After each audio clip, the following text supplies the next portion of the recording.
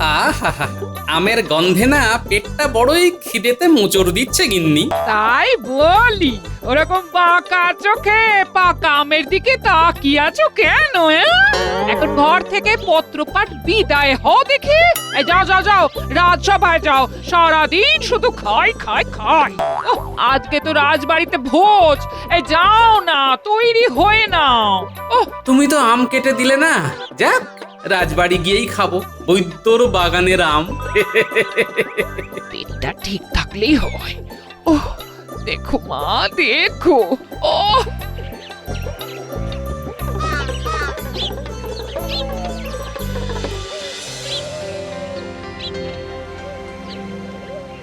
প্রতি বছরের মতো এই বছরও আপনাদের মহারাজ তার সভাসদদের কাজের প্রতি সন্তুষ্ট হয়ে একটি ভোজসভার আয়োজন করেছেন।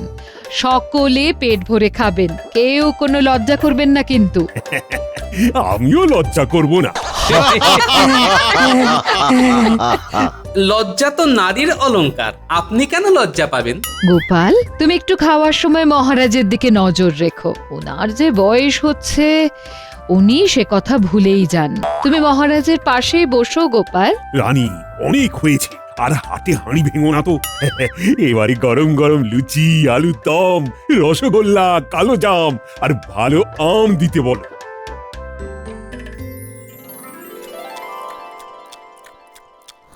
রানীমা, আপনি কখন খেতে বসবেন? আমাদের তো খাওয়া প্রায় হয়েই এলো। আজকের দিনে আমি সবার শেষে খাবো।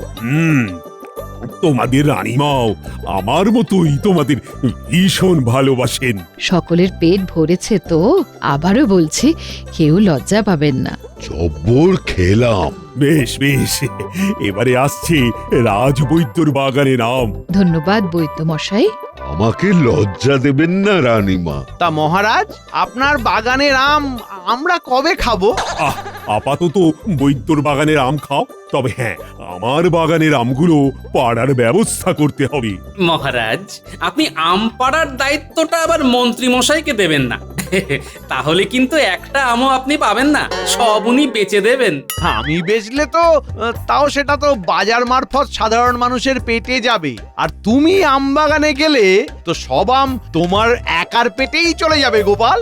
আচ্ছা আচ্ছা, হয়েছে হয়েছে, থামো তো সবাই, এবার চলো মন ভরে সবাই বৈদ্যর বাগানের আম খাই। কে আছো? আম নিয়ে এসো।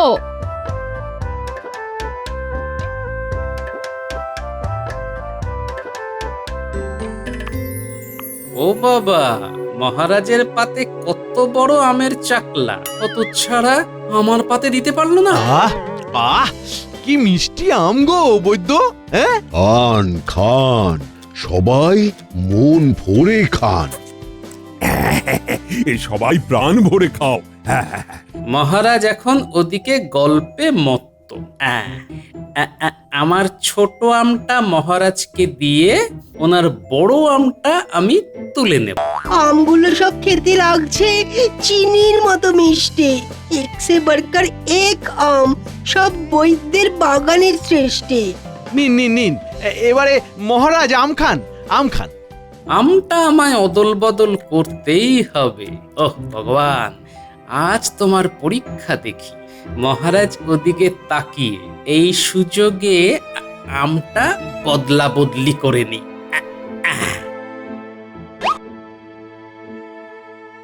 কি হ্যাঁ, গোপাল আম চুরি করে নিচ্ছে, তাও আবার মহারাজের পাত থেকে।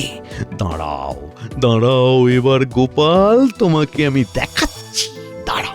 আহ আহ, বেশ, হ্যাঁ, ভালোই মিষ্টি আম। তাহলে সবাই এখন যে যার বাড়ি গিয়ে ভাত ঘুম দাও। মহারাজ, আপনার পাত থেকে বড় আমটা গোপাল চুরি করলো, বুঝতে পারলেন না? গোপাল চোর? আগে আম চোর। আমচোর? তাহলে মন্ত্রী কি আমায় দেখে ফেললো নাকি? এই সেরেছে, তাই হবে। ও ভগবান, তুমি আমাকে পথও দেখালে আবার ফাঁসিও দিলে। এ কেমন লীলা তোমার! গোপাল আবার কখন আম চুরি করে? আরে আমি তো নিজের পা থেকেই আম খেলাম। একটু আগেই আপনি কথা বলতে ব্যস্ত ছিলেন, সেই সুযোগে আপনার আমের বড় টুকরো চাকলাটা সরিয়েছে। কিন্তু আমার আমের চাকলাটা তো ছোট ছিল। সেটা তো গোপালের হাতের খেলের জন্য হয়েছে মহারাজ। সে নিজের পাতের আমের ছোট টুকরোটা আপনার পাতে রেখে আপনার পাতের বড় টুকরোটা নিজে নিয়ে নিয়েছে। সে কি? গোপাল, এসব কি শুনছি? বুকের পাটা থাকলে স্বীকার করো গোপাল। আগে মহারাজ, হ্যাঁ, মন্ত্রী মশাই ঠিকই বলছেন। তবে এই ঘটনাটাকে ওই চুরি করা বলে না, বদলা বদলি বলে মহারাজ। চলুন হাত ধুয়ে রাজসভায় গিয়ে আলোচনা করি। হ্যাঁ হ্যাঁ হ্যাঁ, চলো চলো চলো। চোরের মায়ের বড় গলা। তা তুমি হুট করে এমন কাজ করলে কেন গোপাল? আম পেলে আমি শুধু বদলা বদলি নয়, অনেক কিছু করে দেখিয়ে দিতে পারতাম। আমার এতগুলো আম বাগান, আমি কিছু করতে পারলাম না, শুধু এই কবচ হয়ে আম খেয়ে গেলাম। আর তুমি কি না? আমার যদি আপনার মতো আমের বাগান থাকতো তাহলে দেখিয়ে দিতাম আপনার থেকেও কিভাবে আরো ধনী হওয়া যায়। এই, তুমি কি আমার সাথে বাজি ধরবে নাকি গোপাল? আমারই আমের বাগান নিয়ে আমার থেকেও আরো বেশি ধনী হওয়ার বাজি ধরতে চাইছো? হ্যাঁ, ধরতেই পারি কি হিম্মত! মহারাজ, আমি বাজি ধরতে রাজি। আপনি আমায় শুধু আপনার আমের কখানা বাগান দিন, দেখবেন আমি আপনার থেকেও অনেক বেশি বিত্তবান হয়ে গেছি। কি এত বড় কথা? ও মন্ত্রী, কি করব বলো তো? মহারাজ, গোপাল 7 জন্মেও আমের বাগান নিয়ে আপনার থেকে ধনী হতে পারবে না। ও খালি আম চুরি করতেই পারে। তাহলে বাজি ধরতেই পারি, কি বলো মন্ত্রী? আমি বলছি, চোখ কান বুঝে বাজি লড়ুন মহারাজ, চোখ কান বুঝে। বেশ গোপাল, আমি বাজি ধরছি। আর আমার একটা প্রাথমিক শর্ত আছে, যেটা সকলের সামনে আমি একদম আম বাগানে গিয়ে বলবো। চলো সবাই আম বাগানে চলো।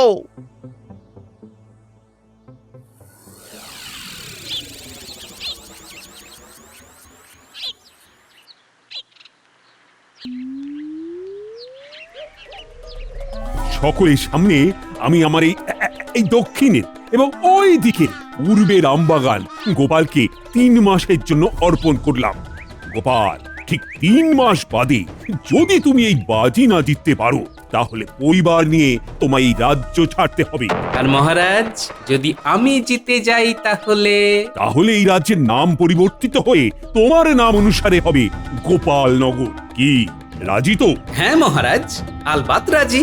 দেখা যাক পরবর্তী 3 মাসে তুমি আমার থেকেও ধনী হয়ে এই রাজ্যের নাম নিজের নামে করতে পারো, নাকি এই রাজ্য ছেড়ে অন্য রাজ্যের বাসিন্দা হও। হ্যাঁ মহারাজ, সময়ই কথা বলবে। ঠিক 3 মাস বাদে মহারাজের সিন্ধুকে সঞ্চিত মোহর এবং গোপালের আয়ের মোহর গোনা হবে।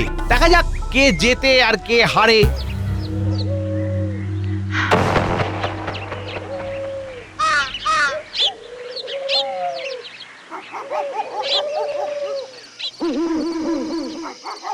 গিন্নি, ও গিন্নি, বাজি তো ধরে নিলাম, জিতবো তো? দেখো, জিতবে কিনা জিতবে সেটা আমি জানি না, কিন্তু তুমি যে বাজি ধরার সাহসটুকু দেখিয়েছ তাতেই আমি খুশি। হ্যাঁ হ্যাঁ, চেষ্টা তো করি। মাথায় একটা মোটামুটি পরিকল্পনাও করে নিয়েছি, বুঝলে? কাল থেকে লেগে পড়বো। গিন্নি, তোমাকেও কিন্তু এই লড়াইয়ে আমার সাথে সাথ দিতে হবে। এ তুমি না বললেও পাশে থাকবো, হ্যাঁ, আর বললেও পাশে থাকবো। তুমি আমার বড় ভরসা গিন্নি। বলছি, মেয়ে জামাইটাকে একটু দেখে। ওফ, আবার সেই জামাইয়ের কথা। আচ্ছা আচ্ছা, বুঝেছি। বলছি, এই কালকে কি তোমার সাথে ন্যাপলা গুলটেরা আম বাগানে যাবে নাকি? হ্যাঁ, ওরা তো আছেই।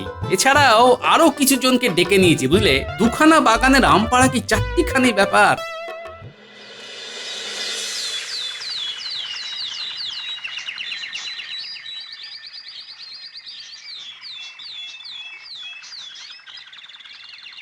দাদু, ও দিদা, দরজা খোলো। আমরা এসে গেছি। আম বাগানে যাই চলো। রে যাই।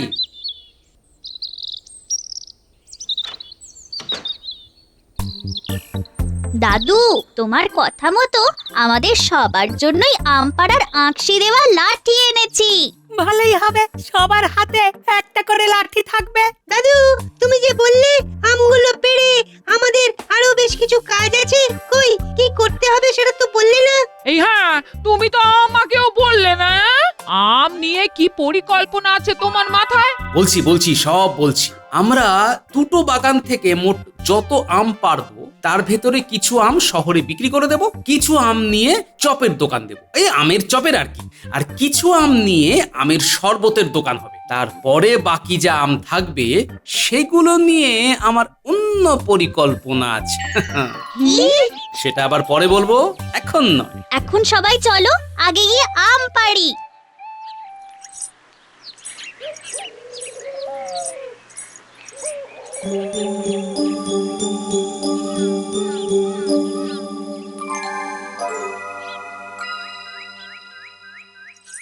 কি মহারাজ, সকাল হতে না হতে মুখ এত গম্ভীর কেন?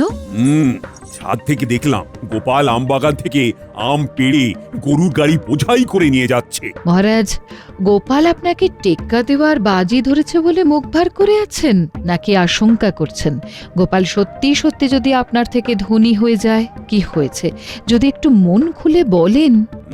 আশঙ্কা করছি, সেই জন্যই তো মুখ ভার। আরে গোপালের মাথায় প্রচুর বুদ্ধি, সেটা তুমি তো জানোই। যদি সে সত্যি সত্যি বাজি জিতে যায় তাহলে কৃষ্ণনগরের নাম বদলে গোপালনগর হয়ে যাবে। ও ভাবো তো, কি লজ্জা।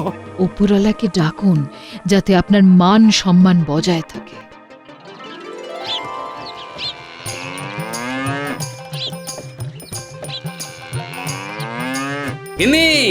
গিন্নি, মাত্র 8 গাড়ি বোঝাই আম এনেছি, একটু ধুয়ে দাও না। মা, বাবা, টুকি, আমি আপনাদের বাড়িতে একটু ঢুকি। এই কে রে? গলাটা খুব চেনা চেনা লাগছে। কে? মা, আমরা। ওহো মা, আয় আয় আয়, এসো এসো বাবা জীবন, এসো। আয় মা, আয়। উফ, ভালো আছেন বাবা? একটু আগে পর্যন্ত ভালোই ছিলাম বাবা, কিন্তু এখন অসুস্থ বোধ করছি বাবা। অসুস্থ লাগছে? ভগবানকে ডাকুন, কার যে কখন কি হয়। মনে হচ্ছে ঠিক সময়ে এসেছি। কি বললে? আর তোমরা এখন এইখানে? কি ব্যাপার? হাওয়া বদল করতে চলে এলাম টুকুস করে। কদিন থেকে তারপর যাব বাবা। দেখো তোমার কদিন যাতে আবার বেশি দিন না হয়। বাবা, এই দালানে ভর্তি আম যে, কি ব্যাপার? আমি কি একটু খাবো? না বাবা, এইগুলো খাওয়ার জন্য নয়। বাবা, একটু বলো না কি হয়েছে? আসলে মা, আমি মহারাজের সাথে বাজি ধরেছি, বুঝলি। বলেছি ওনার থেকেও ধনী হওয়ার ক্ষমতা আমার আছে। বলেছি ওনার বাগানের আম নিয়েই আমি আমার ক্ষমতায় অনেক কিছু করে ওনাকে ধনী হয়ে দেখাবো। ও বুঝেছি, তা এগুলো ওনার বাগানেরই আম, তাই তো? হ্যাঁ মা, এই আমগুলো নিয়ে কিছু শহরে বিক্রি করব, কিছু আম নিয়ে শরবতের দোকান দেব, আর কিছু আম নিয়ে আমের চপের দোকান খুলব। তারপর অবশিষ্ট আমগুলো দিয়ে আম তেল, আমের আচার, আম সত্ত্ব। বাবা, এইগুলো করতে অনেক লোক লাগবে তো। তারপর 1-2 দিন অন্তর অন্তর আরো আম নিশ্চয়ই আসবে। হ্যাঁ মা, আম তো আসতেই থাকবে, তারপর ঝাড়াই বাছাই ধোয়ার ব্যাপারও আছে। এদিকে অত লোকও নেই, কি যে হবে তাই ভাবছি, বুঝলি। কিচ্ছু ভেবো না বাবা, আমি আছি, তোমার জামাই আছে, ও সব আম ধোয়া বাছা করে দেবে। আমি এখন আম ধোবো? শুধু আম ধোয়া নয়, অনেক কাজই করতে হবে। চলো। যাক, ভগবান মুখ তুলে চেয়েছেন।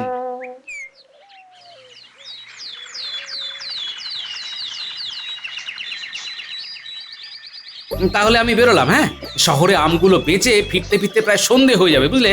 আমিও তাহলে আমের শরবতের ঠেলা গাড়ি নিয়ে বেরোচ্ছি।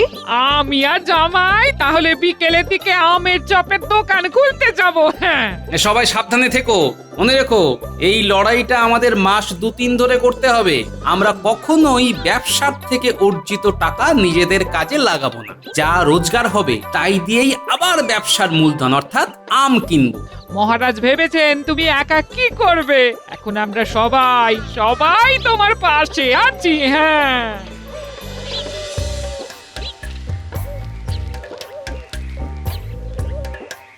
কাঁচা আমের মিঠা শরবত, 1 ঘটি 1 মোহর।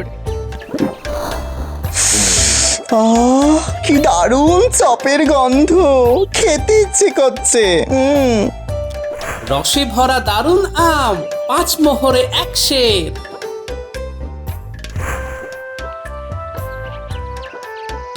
৩৫,৯৯৯। আর এই একটা। তাহলে হলো সর্বমোট ৩৬,০০০টা মোহর। আমি ভাবতেই পারছি না গো। বাবা, ১.৫ মাসের মধ্যে এই, তাও আবার 2খানা আম বাগান নিয়ে। কষ্টের ফল। হ্যাঁ, আমি ভাবছি আরো 2খানা আম বাগান কিনে নিই, বুঝলে? বর্ষাকাল আসছে, এইবারেই তো আসল খেলা শুরু হবে।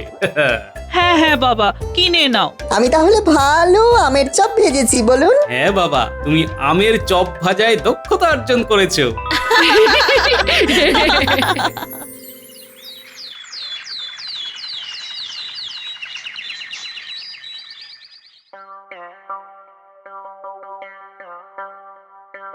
কি ব্যাপার গোপাল, এখন রাজসভায় যে? কি ব্যবসা লাটে উঠলো নাকি? আগে না মন্ত্রী মশাই, মহারাজ, আমি আপনার থেকে 2খানা আম বাগান কিনতে চাই। কি? আম বাগান কিনবে? হ্যাঁ। এত সমৃদ্ধি হয়েছে তোমার। এই মন্ত্রী, আমার মোহর গোনো, তারপর গোপালেরটাও গুনবে। 3 মাস হতে পারলো না, এখনই কিনা বাগান কিনতে চায়। মোহর তো গোনাই আছে, আর কত আছে সেটা একটা কাগজের মধ্যে লেখাও আছে। আমি এক্ষুনি সিন্ধুক থেকে নিয়ে আসছি।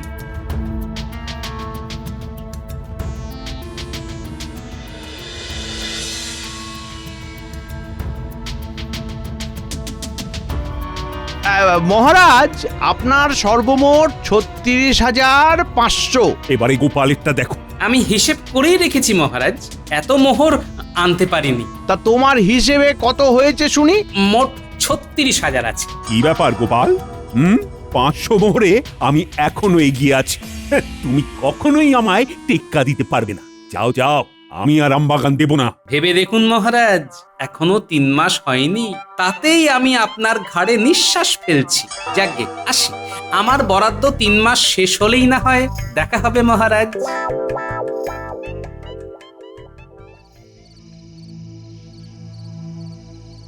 কি ব্যাপার গিন্নি, সারা বাড়ি অন্ধকার করে বসে? মন খারাপ লাগছে গো, এই মেয়েটা চলে গেল। হ্যাঁ, তুমি সারাদিন কোথায় ছিলে? এবারে আসল যুদ্ধে নামতে হবে গিন্নি, তৈরি হও। আর এই যুদ্ধে জিতে গেলেই আমি নিজে তোমায় মেয়ের বাড়ি দিয়ে আসবো। কি যুদ্ধ?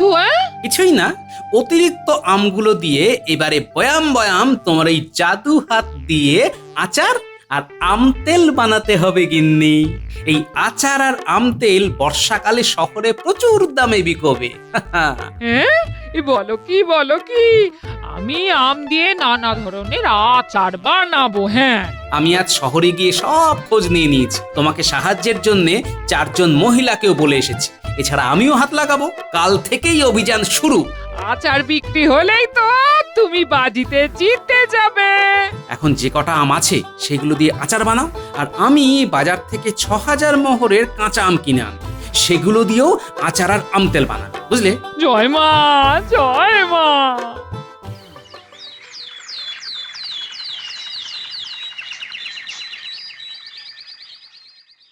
কি ব্যাপার, গোপালের মুখে এত হাসি যে? আগে বিজয়ের হাসি।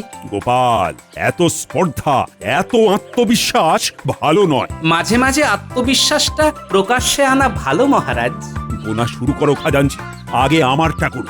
জোরে জোরে গুনবে। আই মন্ত্রী, তুমি খেয়াল রাখো। 1, 2, 3, 50,000। মহারাজের সর্বমোট 50,000 মোহর। এবারে গোপালেরটা গুনো। চিন্তা নেই খাজাঞ্চি, চিন্তা নেই। তোমায় 50,000 অবধি এবার গুনতে হবে না।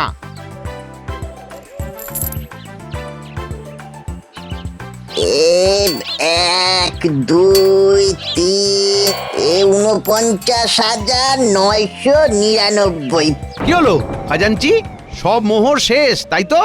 জানতাম গোপাল হেরে যাবে। আমি তো বলেইছিলাম মহারাজ। মহারাজ, মোহর এখনো শেষ হয়নি, এখনো থলিতে 10টা মোহর আছে।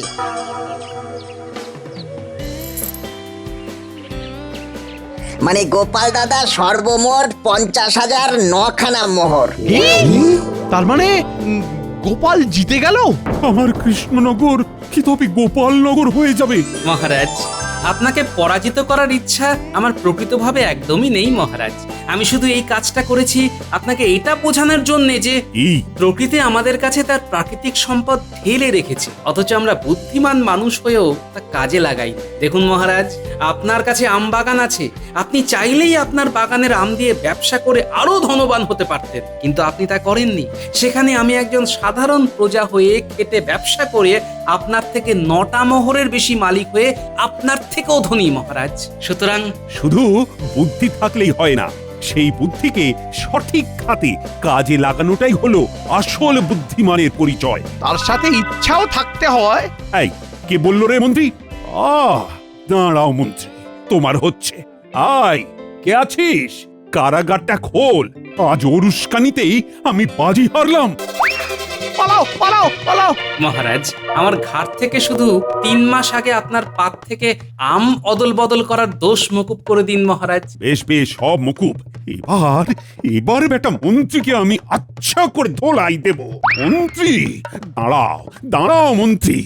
আয় আয় মন্ত্রী, দাঁড়াও দাঁড়াও দাঁড়াও মন্ত্রী।